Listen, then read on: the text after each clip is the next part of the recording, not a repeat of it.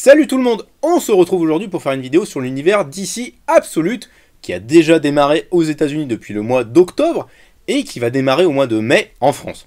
Alors, peut-être que vous ne le savez pas, mais les librairies du Comic Shops Assemble, un collectif de 11 librairies dont nous faisons partie, dont vous pouvez retrouver tous les membres et bien sûr nos réseaux sociaux du Comic Shops Assemble. Donc ces libraires, eh bien on va vous proposer une avant-première de l'univers DC Absolute avec à l'intérieur les 3 premiers chapitres de Absolute Batman, Absolute Superman et Absolute Wonder Woman, les 3 séries qui forment le point de départ de ce nouvel univers parallèle. C'est dispo sur Excalibur Comics, c'est aussi dispo dans les 10 autres librairies membres du collectif dont on parle souvent dans nos tables rondes. Donc si vous ne l'avez pas fait, eh bien foncez chez un de ces libraires pour réserver votre exemplaire, parce que ça va être énorme, tout simplement. L'univers Absolute, c'est de la grosse bombe, et ça fonctionne un petit peu sur le même principe que l'univers Ultimate. Générique. Donc l'univers Absolute, c'est un univers parallèle qui fonctionne de la même façon en fait que l'univers Ultimate chez Marvel. Voilà, 2 univers parallèles où les personnages sont ici complètement réinventés, refaçonnés, ils repartent de zéro, donc c'est parfaitement accessible si vous avez toujours voulu découvrir Batman, Superman ou Wonder Woman, et vous devriez. Et puis surtout, c'est super bien parce que il y a une petite ambition qui est assez intéressante dans cet univers Absolute. C'est-à-dire que ça mélange quasiment un traitement façon indépendant, façon univers indépendant à la Image Comics, avec le comics mainstream, donc les figures super-héroïques qu'on connaît classiquement, les grosses licences. Et ça fonctionne vraiment parfaitement, et on va donc vous expliquer pourquoi il ne faut surtout pas rater le lancement de l'univers Absolute en France, chez Urban Comics, et évidemment chez le Comic Shops Assemble, parce qu'on est très fiers de pouvoir vous proposer une preview en exclusivité. Donc pour être encore plus clair, si vous ne connaissez absolument rien à Batman, à Wonder Woman ou à Superman, eh bien l'univers Absolute c'est vraiment le moment rêvé pour découvrir ces personnages. Parce que oui, ça a beau être un univers parallèle, qui fonctionne donc en parallèle de la continuité principale, dans lequel vraiment tout repart sur de nouvelles bases, et en fait ce sont de nouveaux récits qui repartent vraiment des origines de ces personnages, mais des origines qui sont ici complètement réinventées. L'univers DC Absolute se pose finalement une question très simple, c'est-à-dire si on dépossédait un personnage de l'univers DC Comics d'un élément clé, un élément important qui fait de lui ce qu'il est en tant que super-héros et qui est un des points de construction de ce personnage. Qu'est-ce qu'il deviendrait? Est-ce que ce serait toujours le même personnage ou est-ce qu'il serait différent? Donc à partir de cette question, eh bien, les différentes équipes artistiques impliquées dans l'univers Absolute vont faire évoluer, vont faire repartir de zéro ces personnages-là pour nous montrer s'ils sont différents ou pas. Et donc c'est très intéressant parce que, en fait, les différents scénaristes, les différentes équipes artistiques ont beau réinventer les personnages, elles respectent l'essence de ces persos. Et donc ça, c'est déjà un premier très bon point pour découvrir ces personnages. Parce que parfois les réinventions détournent un petit peu trop les personnages de ce qu'ils sont à l'origine. Et là, c'est pas du tout le cas. Donc vraiment, ça marche très bien. On n'est pas par exemple sur du Tom King, qui a souvent dans ses versions alternatives tendance à complètement déconstruire et modifier en profondeur les personnages et ce qu'ils sont à l'intérieur d'eux-mêmes. Et donc, de quels éléments clés ils sont dépossédés? Je vais vous les présenter point par point. Batman, dans cet univers-là, il n'a pas de fortune. La famille des Wayne n'est absolument pas une famille de riches, et en fait, ce sont des gens assez ordinaires de la classe moyenne, finalement. Et donc, Bruce, ici, il se retrouve à être un ingénieur, quelqu'un qui est hyper créatif, hyper intelligent, donc ça conserve en fait l'aspect qu'on connaît chez le personnage de Bruce Wayne. Il a toujours un trauma, comme le personnage de Bruce Wayne, mais il n'a pas la fortune. Donc il doit devenir Batman, sans avoir accès à tout ce pognon faramineux, qui lui permet en fait de faire des gadgets, et d'avoir l'entreprise Wayne pour renflouer un peu toutes les conneries de Batman. Donc déjà, cet élément-là retiré, qu'est-ce que Batman va devenir? Est-ce qu'il va rester le même personnage, le même justicier légendaire de la ville de Gotham City? Et ce point en fait, ça se caractérise par son costume. Son costume est ultra fonctionnel, c'est-à-dire que toutes les parties de son costume sont un gadget en fait, à part entière. Il n'a pas une bas de ceinture comme avant, c'est ici son costume qui est un outil qui lui permet de lutter contre le crime. Par exemple, sa cape, ça devient un grappin. Les oreilles peuvent devenir des poignards qui permettent de blesser les ennemis. Son bas de symbole devient carrément une hache pour encore une fois blesser les ennemis. On est sur un Batman qui est plus violent, plus radical, mais qui conserve cette approche où il va pas tuer les gens. Bon, ils vont les envoyer à l'hôpital avec une putain de grosse facture, et peut-être un décès clinique à l'arrivée, mais il tue pas. C'est pas de sa faute, c'est parce que l'hôpital les a mal pris en charge. C'est tout. Si t'es un homme, tu viens ici. Et là, tu vas repartir mal, mon copain. On a également Wonder Woman, évidemment, qui est réinventée, qui est la 2e série de l'univers Absolute. Ici, Wonder Woman, Diana n'a pas d'île, elle n'a pas d'Amazon. Elle est confiée à la sorcière Circé. Circé devient donc sa mère, par accident, j'ai envie de dire. Et Wonder Woman va ici devenir une sorcière, quelqu'un qui manipule les arcanes noires, et qui a une putain de grosse épée qui fera bander n'importe quel fan de Cloud dans Final Fantasy ou de Devil May Cry. Donc c'est super cool, parce que les grosses épées, c'est la vie. Et enfin, pour terminer, Superman, qui est aussi complètement réinventé vraiment en profondeur. Ici, il n'a pas de parent Kent, il vient de la planète Krypton, toujours, mais il n'a pas grandi avec ce cadre de la famille Kent, il s'appelle toujours Kal-El, et en fait il est en errance dans le monde, c'est un orphelin, sans aucune attache, et en fait il va parcourir le monde pour aider les populations oppressées, et lorsque le premier arc en fait débute, on est au Brésil avec lui, dans les favelas, qui sont en train de se faire exploiter par une grosse entreprise américaine militaire. Donc c'est vraiment des pures réinventions qui vont vous permettre de repartir sur de nouvelles bases et de découvrir quels sont vraiment ces personnages en profondeur. Et pour nous raconter ces nouvelles destinées, c'est pas compliqué, DC Comics a mis le paquet avec des équipes artistiques de premier plan. L'architecte global et celui qui s'occupe de Absolute Batman, c'est Scott Snyder. Il est avec au dessin Nick Dragotta, que vous avez pu voir sur East of West, par exemple, un dessinateur que j'adore.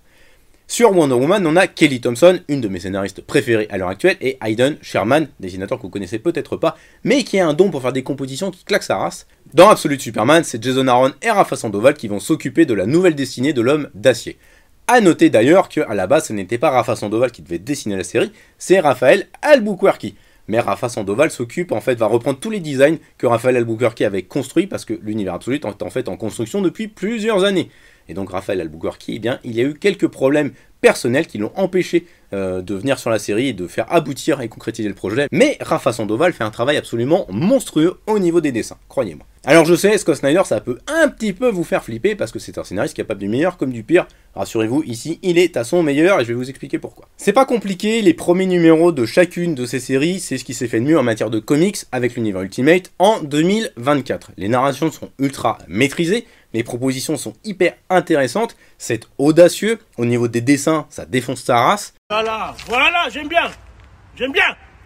Et donc c'est hyper cool de découvrir l'univers d'ici, se réinventer, avoir du sang neuf de cette façon-là. C'est hyper stimulant en fait en tant que fan de longue date de redécouvrir ces personnages qu'on a aimés, qu'on a adorés dans la continuité principale et de les voir ici être détournés, d'avoir des modifications qui ont du sens finalement. Et c'est ça tout l'intérêt de l'univers Absolute, c'est de nous proposer des nouvelles variantes sur les personnages qu'on connaît déjà, mais qui ont aussi beaucoup de sens dans notre contexte actuel. Scott Snyder, dans Absolute Batman, il propose pas qu'une réinvention de Batman, en fait c'est vraiment tout le spectre qui gravite autour de Batman qui va être complètement réinventé.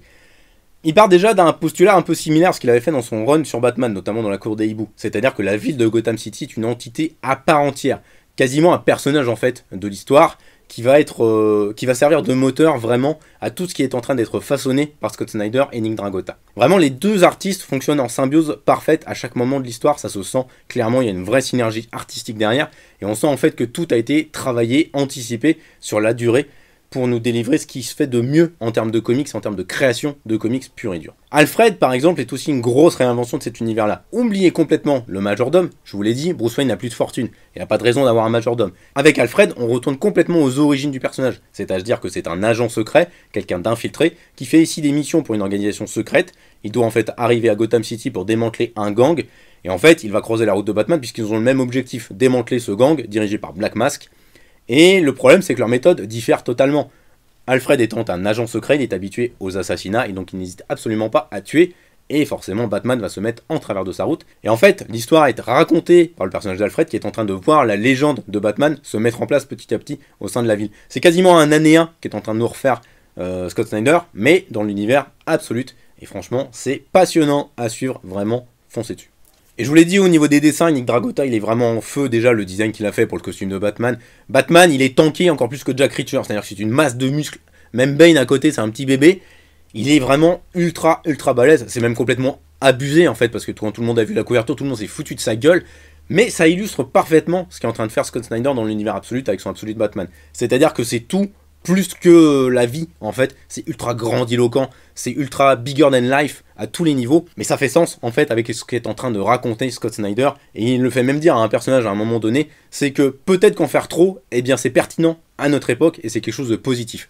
Ça résume parfaitement, en fait, ce qu'est en train de faire la ligne Absolute, c'est-à-dire que parfois on va proposer des concepts vraiment osés, what the fuck, mais qui ont beaucoup de sens et qui s'intègrent parfaitement dans cet univers. Je vous l'ai dit, on est proche quasiment d'un truc indépendant. C'est-à-dire qu'en fait, il y a beaucoup d'idées complètement barrées, sophistiquées, et pourtant tout a du sens à un moment donné, parce qu'il y a une vraie alchimie artistique, il y a eu un vrai travail, une vraie collaboration à tous les niveaux. Et en fait, le récit, il arrête pas de graviter, c'est quasiment du cyberpunk, du polar noir, du thriller, vraiment une histoire très noire, parfois assez brutale, assez dure, qui raconte toujours la même chose en fait, c'est-à-dire que Bruce est un personnage en souffrance, qui a vécu un drame dans sa vie, et qui pour gérer ce trauma, va se transformer en un autre personnage, une autre figure, pour éviter que ça se reproduise à un moment donné dans sa ville. Bah, c'est l'essence même en fait de Batman, tout simplement, et ça Scott Snyder l'a parfaitement capté. Pour Wonder Woman, c'est exactement la même chose. C'est-à-dire que Kelly Thompson, je vous l'ai dit, elle en fait un personnage qui est aussi entre la sorcellerie et le combat façon Amazon avec une grosse épée. Mais fondamentalement, Diana reste le même personnage, c'est-à-dire quelqu'un d'empathique, qui éprouve de l'amour pour son prochain, et qui veut en fait protéger le monde et maintenir un semblant de paix dans ce monde qui ici eh bien, est envahi par des grosses créatures qui ressemblent vraiment à des kaiju. Ils sont monstrueux, ils font la taille de 3 gratte-ciel à peu près, et donc elle va leur foutre sur la gueule avec sa grosse épée. À ce niveau-là, vraiment, c'est super bien parce que c'est une réinvention, là encore une fois, très osée. Parce que faire ça avec le personnage de Wonder Woman, on pourrait se dire ça va aller trop loin et on va perdre complètement, dénaturer le personnage de Diana, mais pas du tout. Parce qu'on respecte vraiment fondamentalement ce qu'est le personnage de Diana. Et puis encore une fois, on a vraiment cette alchimie artistique entre Kelly Thompson et Hayden Sherman. Hayden Sherman, ses compositions de pages, elles sont vraiment bluffantes. C'est hyper sophistiqué, super élégant, raffiné, comme doit l'être en fait le personnage de Wonder Woman, et on a des séquences qui sont d'une poésie assez incroyable. Dans le numéro 1, vous avez notamment une succession de 4 bandes horizontales qui vont nous raconter la croissance, l'évolution de Diana, de ses premiers pas en fait, jusqu'à son âge adulte avec Circe, et en fait c'est tout dans une seule et même séquence, sur un seul et même lieu, et ça va se découper en 4 périodes à chaque fois, et on voit l'évolution. C'est une séquence qui est, je trouve, brillante, c'est parmi ce que j'ai lu de mieux en fait en 2024 dans le comics. Enfin, c'est de la bombe, quoi. Vraiment, foncez dessus, laissez pas passer à côté, absolute. C'est génial. Et puis en plus, comme à chaque fois avec Kelly Thompson, les dialogues sont ciselés, c'est impeccable. Les personnages sont passionnants, vraiment. Leur évolution se met en place tout doucement, en progression. C'est super bien écrit. Kelly Thompson, c'est l'une des scénaristes les plus brillantes à l'heure actuelle sur le marché du comics. C'est pas compliqué, il faut lire tout ce qu'elle fait. Et enfin, Superman. Alors ici, vraiment, on est sur la réinvention la plus totale. La plus totale parce que ici c'est même Krypton qui est réinventé dans ses fondations. Ce qu'on connaissait classiquement de Krypton, c'est que c'était une ville dirigée par la science. Ici, oubliez tout ce que vous avez cru comprendre et connaître sur l'univers de Krypton, c'est complètement différent. Ici on est sur une planète qui fonctionne en caste, une caste d'ultra riches qui ont le pouvoir et qui sont en défiance complète envers la science, une classe d'ingénieurs qui pourtant ont les connaissances pour prévenir tout le monde que c'est la merde, mais personne ne les écoute, et enfin une caste d'ouvriers qui évidemment eh bien, est complètement oublié par tout le monde. Et donc c'est hyper intéressant, parce que Superman, il vient justement de cette classe oubliée par tout le monde, et ses parents en fait ont été mis au banc et relégués carrément dans la caste en dessous, la classe la plus basse, alors que son père était un ingénieur, mais il a osé tenir des propos qui n'ont pas plu à la caste dominante, et donc il a été relégué au fin fond du trou. Il gère une exploitation agricole, c'est marrant, on dirait les Kent. Et puis, eh bien, il vient en fait de la classe vraiment la plus basse possible. Donc ça fait de Superman un héros du peuple, comme ce qui avait été envisagé à l'origine par les créateurs Schuster et Siegel. Donc vraiment, ça marche très très bien parce qu'on retourne aux origines du personnage. Et lorsqu'il débarque sur Terre, eh bien, il est motivé justement par ça à défendre les opprimés qui sont en train d'être exploités par la classe dominante et donc défendre le peuple. En plus de ça, Raphaël Albuquerque et Rafa Sandoval ont construit des designs absolument géniaux. Son costume, en fait, a sa propre conscience, c'est quasiment une IA. Sa cape fait des trucs complètement dingos, et en termes de dessin, c'est époustouflant. Et donc, vraiment, Absolute Superman, pour moi, c'est la plus grosse claque, parce que j'attendais vraiment rien. Jason Aaron, c'est souvent mi-figue, mi-raisin. Depuis quelques années, bon, il est un peu en dents de scie. Vraiment, c'est très aléatoire ce qu'il produit. Et là, je crois que depuis Thor, il n'a jamais produit quelque chose d'aussi bien, parce que ça réinvente vraiment à fond, ça pousse les potards au maximum, et c'est extraordinaire à découvrir, vraiment. Encore une fois, bah foncez dessus, c'est tout. Bref, j'espère qu'avec cette présentation de l'univers absolu, vous avez envie de foncer sur les premiers tomes qui vont arriver, et sur notre preview exclusive du CSA. Bon, il n'y en aura peut-être plus quand la vidéo sera publiée, on sait jamais, peut-être qu'il en restera, contactez les libraires du Comic Shops Assemble, sait-on jamais, il pourra en rester quelque part. C'est vraiment une initiative très intéressante, très pertinente, ça faisait grave flipper quand ça a été annoncé, parce que Scott Snyder, on sait qu'il est capable du meilleur comme du pire, il y avait des concepts vraiment radicaux qui étaient mis en place, mais c'est un univers qui a connu le succès, Absolute Batman c'est l'un des meilleurs numéros vendus en 2024, c'est mérité, et puis surtout, l'univers Absolute fait vraiment une progression assez formidable, une réinvention parfaite des personnages. Et là, eh bien, il y a d'autres séries qui ont été annoncées, Absolute Flash, Absolute Martian Manhunter et Absolute Green Lantern par Alley-Wing, donc ça va être super bien. Vraiment, le futur s'annonce très excitant. Et on le répétera jamais assez, c'est le moment parfait pour commencer le comics si vous n'y avez jamais été. Entre l'univers Ultimate chez Marvel, l'univers Absolute chez DC Comics, l'Energon Universe chez Image, vous avez 3 points clés, 3 points d'entrée pour découvrir le monde formidable du comics. Il serait vraiment dommage de vous en priver. Dans le Comic Shop Assemble et chez Excalibur, on essaie de soutenir ces projets-là à fond parce qu'on y croit, on a envie et on pense que c'est ça qui va permettre à une nouvelle génération de lecteurs de découvrir le comics. Et on espère que vous allez rejoindre l'aventure.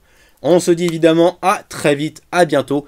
Et on vous remercie pour toute votre fidélité. N'oubliez pas de vous abonner et de partager cette vidéo autour de vous. C'est hyper important, c'est comme ça que la chaîne pourra grandir.